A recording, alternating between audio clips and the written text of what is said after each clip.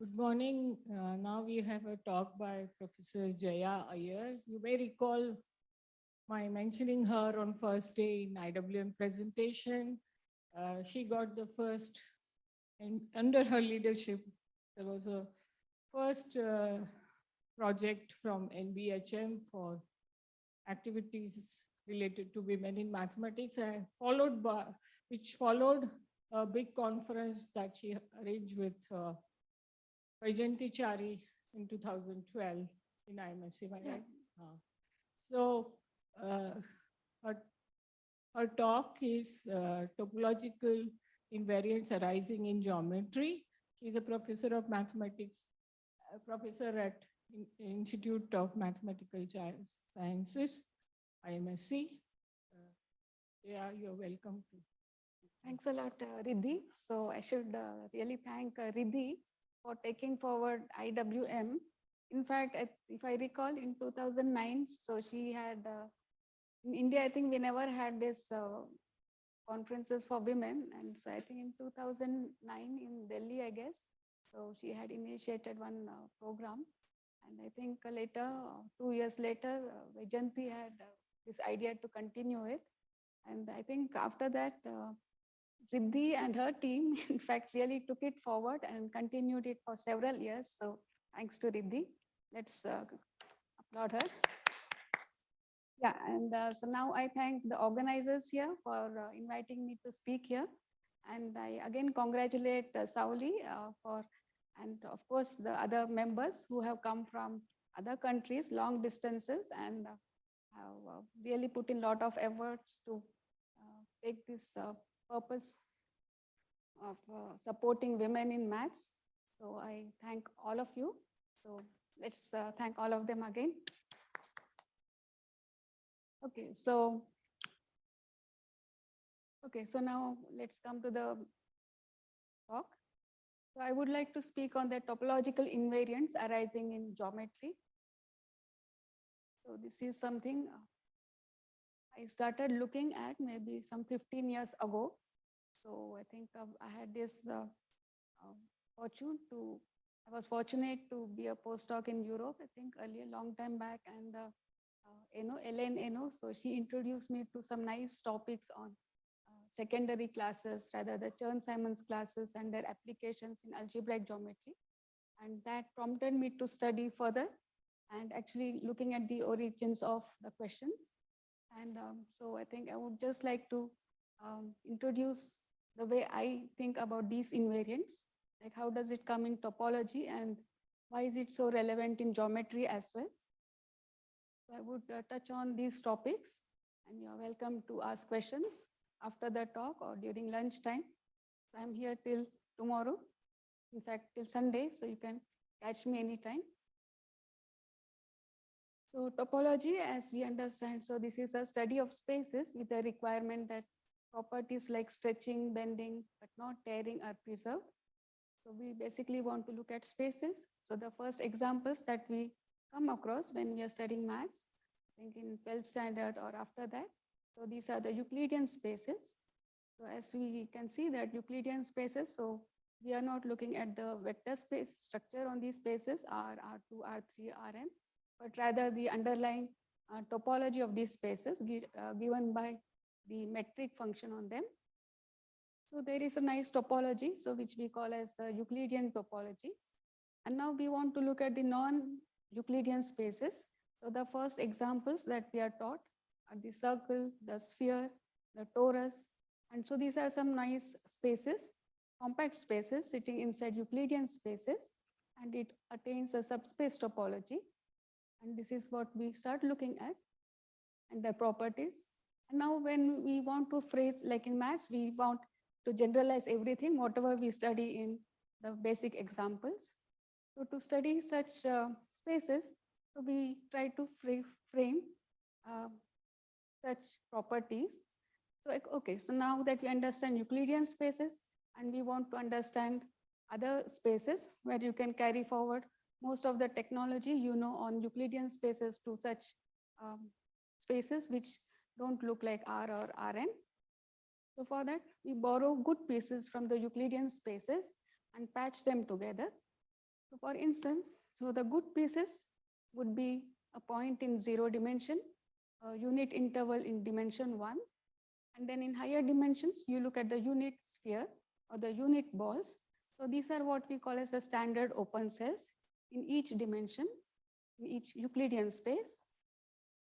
And so what do we do with all these spaces, all these basic units? So with these things, we can construct what we call as a finite cell complex. So that is, you can think of as, in an abstract way, as finite disjoint union of open cells of varying dimensions. So here, just remember that I'm looking at finite cell complexes. So I would just look at finite number of cells in each dimension. And I would glue them together. So at least it will remember that you have in each dimension, there is some data coming from your standard Euclidean space. Okay, so now we construct, or rather think of our finite cell complex in this manner. And now for example, you can think of your circle. So this is going to be a disjoint union of an open interval and a single point. So that means a standard cell in dimension 0. And now you can think of your sphere as well as a disjoint union of a 2-dimensional open cell and a 0-dimensional cell, that is a point. And now similarly, you can look at your torus, a compact torus, as a disjoint union of 1, 2 cells. So that's the largest cell. And then you have 2 circles winding in either directions. So these are the 1-dimensional cells and the point where all of them are glued together. So now a basic invariant, because whenever you study topological spaces, you want to attach invariants to them, and invariants are useful because invariants helps us to classify or distinguish topological spaces or whatever objects you are looking at. So the first basic invariant is the dimension.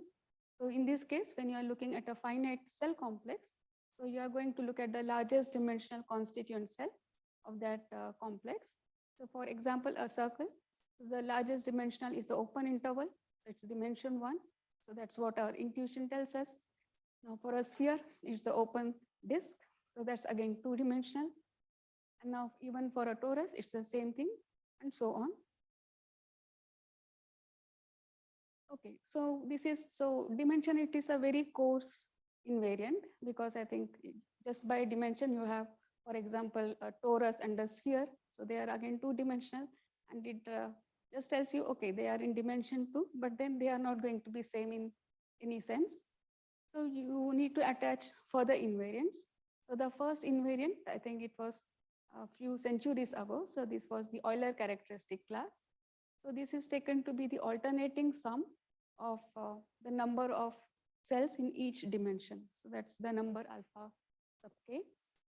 So that is the Euler characteristic class. So this is again a number you attach to a finite cell complex. So for example, if you are taking a 2-dimensional polyhedron with the number of vertices v, edges, and faces, so you can define the Euler characteristic class. This is the differences, the alternating sum. So for example, for a circle, your Euler characteristic number is 0. So for a sphere, it is 2. For a torus, it comes out to be 0 again. So now this is something, you look at the cell decomposition of your space and you can attach these invariants. But now most often in geometry, your topological space, it has additional structures. So this is what we call as a manifold structure. So why manifold structures are important is because when you want to look at spaces, say for example, you are looking at Euclidean spaces, and we have seen a lot of talks last few days on looking at studying differential equations on Euclidean spaces or on Heisenberg groups and so on. And so you want to carry all those calculus or the differential equations, study of such equations on manifolds. So that means on spaces which don't look like any part of like an open dense subset of your Euclidean spaces. So for example, you have a sphere, you have a torus, and you have higher dimensional analogs, which we want to call as manifolds. And we want to do calculus on such spaces, do integration, do differentiation, study differential equations on such spaces. So for that reason, we want to look at such spaces and we want to put a nice smooth structures. and try to carry forward the technology to such spaces. So in that context, the first thing what people noticed is that the basic invariant, the Euler characteristic number, so it is also defined or it is also realized as the number of zeros of a smooth vector field on your manifold M. So now you have a topological space, you put a smooth structure, a manifold structure, and once you have a manifold structure, you can define vector fields on them, and you look at the zeros of that, so that's a number, and that is again the topological invariant you started with. So you realize that this invariant, it is independent of the smooth structure you put on your space. So this is very interesting. And so this can be generalized. And so more generally, you take, instead of a single top vector field, look at a bunch of vector fields, take the intersections of them. So that defines a homology class. So this is called as a Stiefel-Whitney class. So in particular, you start with a manifold. So that means on a topological space, you have a manifold structure. You get a bunch of invariants. So these all lie in the homology theory of your manifold with Z mod 2 coefficients. So you, in fact, not just get one single number or an invariant, but a bunch of invariants associated to your manifold structure. So your Euler characteristic class, it is also realized as the integral of the top Stiefel-Whitney class. So in particular, your Euler characteristic class, it is determined by the smooth structure. So what we want to do, or rather what we want to understand, is how do you generalize all this further? So in particular, Whitney, he considered vector bundles on topological spaces, not just topological, but actually on manifolds, and try to associate invariants to such vector bundles. So let us look at the basic invariants, the topological invariants. So these are the Chern classes. So you start with a vector bundle on a manifold or a topological space. So vector bundle, as you can imagine them to be a family of vector spaces over your manifold. And the basic or the universal vector bundle is actually on the Grassmannian. So your Grassmannian, it is essentially parameterizes subspaces, vector subspaces of a particular dimension inside some large vector space. So on that Grassmannian, so there is a universal vector bundle which classifies, it says that use whatever a point of your Grassmannian parameter corresponds to a vector subspace. So you attach that fiber over that point. So you have a vector bundle on your Grassmannian. So the classification theorem says that you start with any vector bundle on a manifold or a topological space. So there is a map to this Grassmannian where n could be large. It depends on the dimension of your manifold you are looking at. So there is a classifying map so that your vector bundle on M, it is in fact the pullback of the universal Grassmannian, of the universal vector bundle on the Grassmannian. So this is what is a Whitney-Pontryagin theorem. And so what this also says is that, so it suffices to construct topological classes on your Grassmannian, and then you can pull back those classes on your manifold. So this is the first basic construction or the primary construction of topological invariants associated to vector bundles on manifold. So you have to start doing it on Grassmannians. So this construction was done. So you can look at, again, sections of your vector bundle, look at their intersections and so on. And you can construct classes on topological classes on Grassmannians. Or the other way is to look at filtration of your vector space. And then you look at all those subspaces inside your vector space, which intersect the given filtration in particular dimensions. So these correspond to your primary classes or the Chern classes of vector bundles on a Grassmannian. And your classifying map says that you can pull back those classes on your M. Okay, so these are the primary classes. So you notice that actually, so this is why it is important to understand, study vector bundles on M, because it is that gives another way to construct invariants on your manifold. So because if you want to study classification of manifolds, so the first thing is that how do you recognize your topological classes? So that means you have a homology theory abstractly, a cohomology theory abstractly, but then are they realized as classes? Classes in the sense geometric classes coming from vector bundles. So that's why it's relevant to define geometric objects and attach invariants to them. So now the next thing would be, as I mentioned, that these primary classes, so these depend only on the topological structure. We are not worrying about the manifold structure on the vector bundle as well. So now actually we keep track of the manifold structure on your vector bundle and you look at a connection. And then you try to see if you can attach invariants to such a pair, a vector bundle together with a connection. So now how do you think of a connection? So now as we have seen that you can study vector valued. So you start working on a Euclidean space.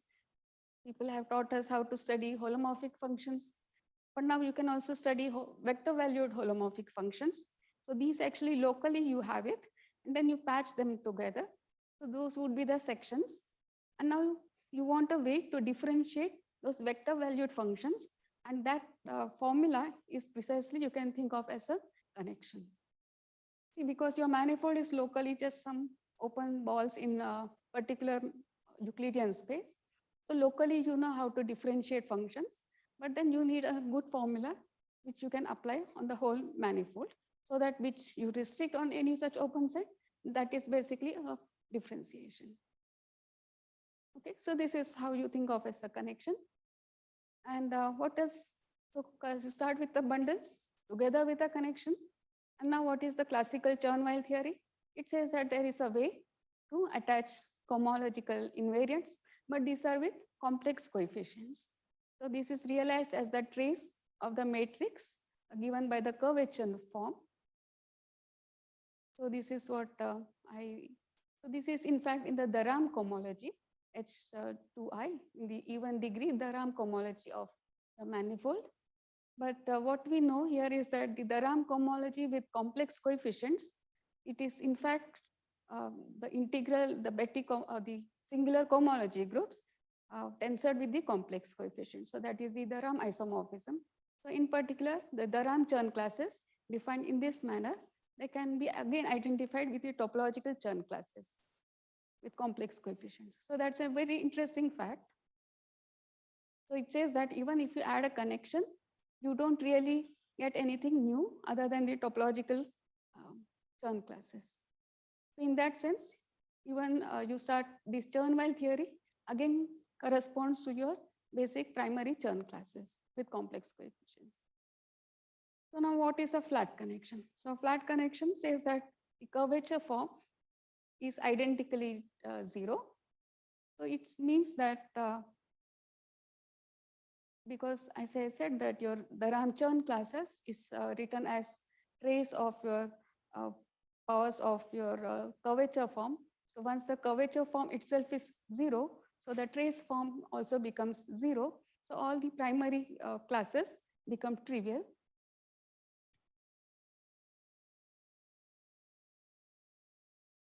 So now then I think this was in 1970s. So people started asking for further invariants, higher order invariants for bundles together with connections, which are flat connections. And so what Chern, Chigger, and Simons, so first they noticed is that you now take a family of flat connections. So that means you take a one parameter family. So for each T, you have a path of flat connections. So what does it say? That there is a variational formula which says that you take the difference of the Chern forms at the two ends. So then that is realized as this integral over that path. So now in particular, so this is true for any one parameter family of smooth connections. So in particular, actually, if you take the each member of this path to be a flat member, so at least in degree I at least 2, because if you see look at the integrand, so at least when it is 2, so it says that your integrand becomes identically zero. So it basically says that you have a path of flat connections. So when I is at least 2, it says that the Chern forms, so they are all going to be identical. So that means it is independent of a path of smooth connections. But now suppose instead of assuming that it is a parameter of flat connections, just assume it's a path of smooth connections. So this is actually what you get is a degree, odd degree form. So this has a special name in mathematical physics. So this is these are called as the Eta forms. And so this Eta form, it has lot of relevance. Actually, I don't know why it is so important. I don't know the physics part of it, but it has lot of attracted lot of attention, and people want to understand the Chern-Simons theory via this Eta form and so on. But at least what, so I had some questions, like something like, what do you do further about Eta forms in the algebraic theory? And so at least we want to understand the Eta form more in depth. Something like, is there something more, are there more informations carried by this Eta form? Because a priori it just says that you have a path of connections, smooth connections, and you get a Eta form like this. So is there a way you can attach certain invariants to a path of connections, say flat connections? So what we have done, like the classical invariant says that you have a bundle, you attach primary invariants, you attach, then you look at a pair, which is a bundle together with a connection. You attach the Ramachan classes, which are essentially up to torsion. Again, the primary classes. Now, suppose you have your bundle with a connection which is flat, then you attach what are called as the secondary classes or the Chern-Simons classes. And now suppose instead of just looking at a bundle with a single connection, you look at a path of connections, which you can assume, for instance, flat connections, a path. Are there certain cohomological invariants you can attach to this data? So in fact, this question was posed, and so I was trying to look at ways to attach cohomological classes. So because we are looking at a path, so one would be looking at the product M cross I. So now notice that I is not a manifold because you have at the endpoints, it's a closed manifold. You don't have that, but still there are some calculations you can do. So which is called as the integration along fibers. And so as I said that, okay, you have certain classes. So as was pointed out in the previous talk also, you don't just look at necessarily on the singular cohomology and homology groups, but you have to look at extend your cohomology theories when you want to define invariants or study classes, and try to see when they can be descended to your ordinary homology cohomology groups. So there was this introduction of differential cohomology. So this was introduced again by Chern-Simons in 70s. So where they in fact define classes, so which they called as the differential characters for a bundle with a connection. And then they tried to analyze the differential characters for such connections. So now the same we can do it further for the Eta form. So that means for a path of smooth connections, and we are able to define classes, the differential cohomology of your product M cross I, and these can be descended down to M as well whenever your connections are flat. And in particular, they don't lie in the odd degree cohomology groups, but they lie in the even degree cohomology groups corresponding to a path, but with C mod Z coefficients. So this is a further generalization or a further step application, I would say, a further application of the Chern-Simons theory. So now this idea, you can say, why do we just look at path of flat connections or a path of connections, but you can also look at any simplex whose points correspond to smooth connections or flat connections. Are there invariants you can attach to that data? So now you can look at a simplicial set formed by sequences of flat connections under the gauge group transformations. So in particular, we are able to attach invariants to a bundle together with a simplex. And one can see that in particular, you can descend it down to the homology groups of the simplicial set, and it takes values in the appropriate cohomology theory, which is in the differential characters. And in particular, if the points correspond to flat connections, you get maps.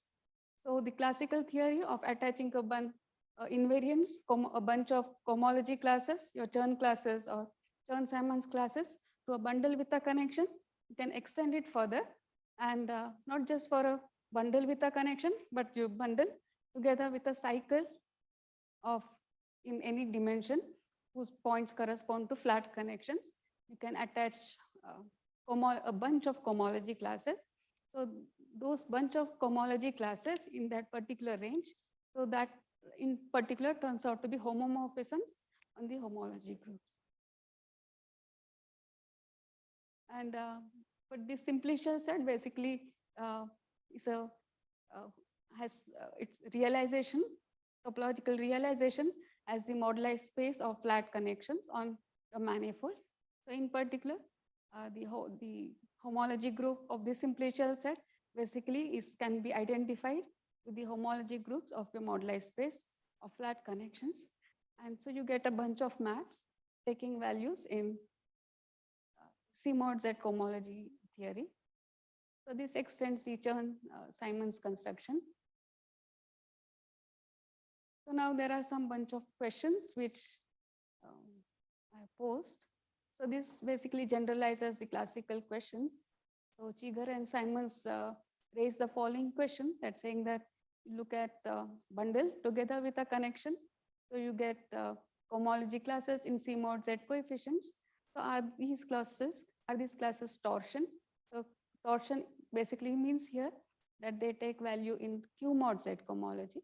So that is an open question. And I think in the smooth projective case, there are results due to Resnikov on that, and even on a compact scalar manifold.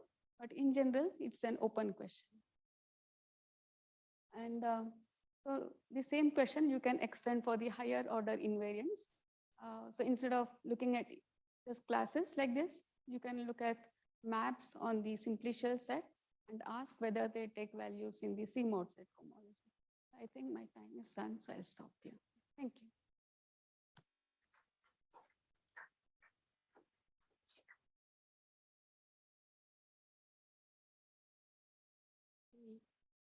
Questions, comments?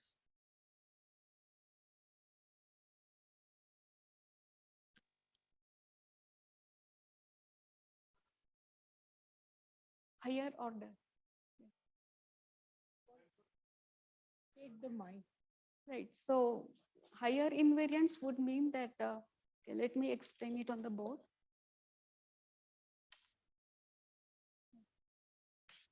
So you just start with a vector bundle on a manifold, for instance. We are attaching the cohomology classes. So these are in the even degree cohomology groups. See, I said this. So now, so the next construction, what we are saying here is that you start with a vector bundle together with a connection on X. So we are attaching invariants. So these are again in the same the RAM cohomology groups. Okay. But these are with complex coefficients. And the RAM isomorphism says that these two are isomorphic once you tensor this with C. And under this isomorphism, these two agree. So this is the first part. And then the second part, what I am extending this further, is that assume that you have bundle with a connection on X and a nabla square, that means it is flat. So the Chern-Simons theory says that you have classes associated to a flat connection in the odd degree spaces, cohomology spaces, but with C mod Z coefficients. Okay. So this is I. And then the reason why one looks at variation of flat connections, that means you are start looking at path of flat connections, is due to the rigidity property.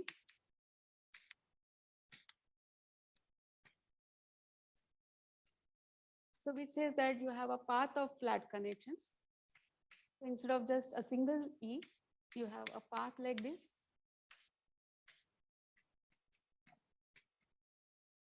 On X. And then what one notices here is that, assume a priori that each nabla-T is flat. So what it says here is that the Chern-Simons classes remain constant.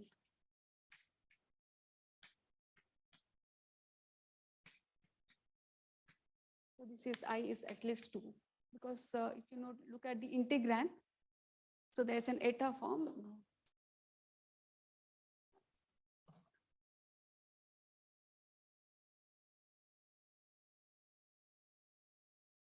Right.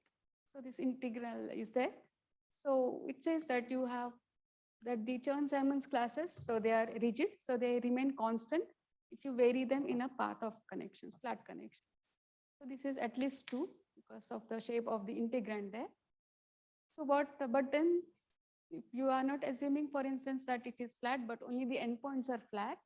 And now actually it says that this form eta form, so that's a differential form. So is there because see what we are doing here is the Chern-Simons theory says that the Chern form, that's a differential form, it can be lifted as a cohomology class in the odd degree classes. So you have another form, which is the eta form. So that's a differential form.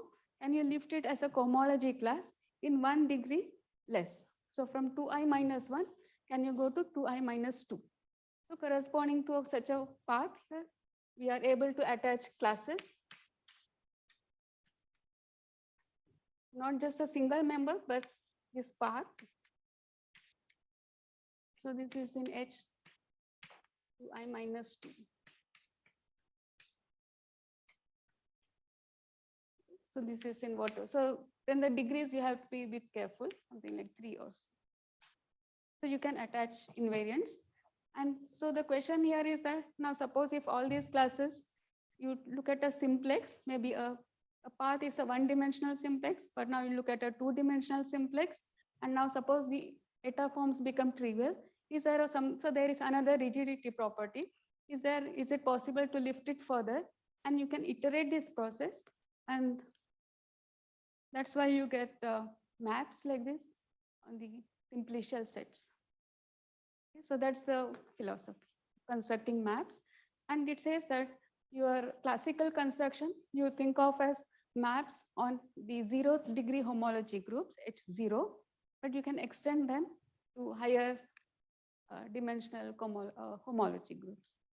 Okay, so that's the. And what's that map? How does that look like? So for each you start, so that requires some work. So I'm just stating the theorem. So for each simplex you do that, and then you want to organize them together so that if you take a cycle of simplices, and then there is some formula, and which says that it is a cycle in the homology sense. So that will descend down to the homology. Like, okay, I think I'll give a reference. Maybe you can. Yes. Any other question, comment? If not, let's thank Jaya.